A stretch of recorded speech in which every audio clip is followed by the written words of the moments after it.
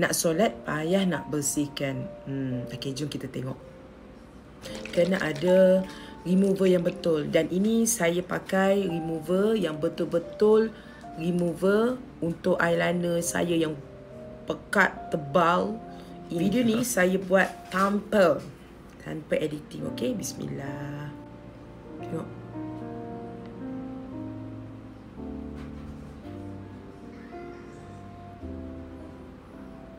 Tadang.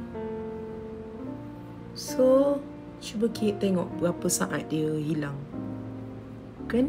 Best kan? Kalau rasa best, komen best.